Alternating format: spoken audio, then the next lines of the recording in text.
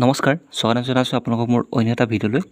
বহুতে মোক কমেণ্ট কৰি সুধি আছে যে অসম পুলিচৰ ৰিজাল্ট কেতিয়া ঘোষণা কৰা হ'ব বা অসম পুলিচৰ যিসমূহ ABUP, APRO আদি কৰি যিসমূহ পোষ্ট আছে এই পোষ্টসমূহৰ তেওঁলোকৰ কাট অফ ডিষ্ট্ৰিক্ট ৱাইজ মাৰিব নে তেওঁলোকৰ ষ্টেট ৱাইজ মাৰিব, বহুতে কমেণ্ট কৰি আছে।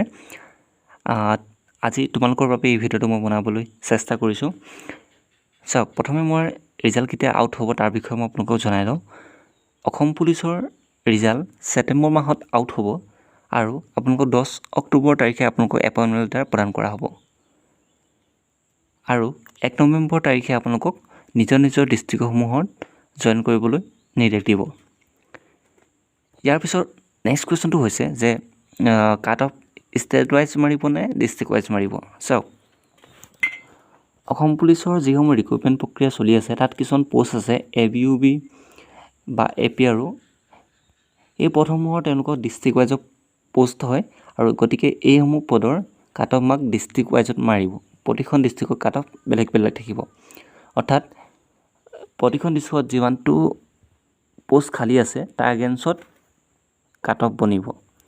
যিহেতু কোনটো ডিষ্ট্ৰিক্টত কিমান পোষ্ট খালী আছে তেওঁলোকে কোনো ধৰণৰ ন'টিচ আগতে জাৰি কৰা নাই আৰু এইবাৰ হয়তো জাৰি নকৰিব। যেতিয়া ৰিজাল্ট আউট হোৱাৰ পাছতহে আপোনালোকে গম পাব। আৰু অসম পুলিচৰ যি SI, ABUP আৰু APRO SI, এই SIসমূহৰ পদৰ তেওঁলোকৰ কোনো ধৰণৰ ডিষ্ট্ৰিক্ট ৱাইজ কাট অফ নবনে, এইসমূহ পদৰ state wise cut off mark বনিব।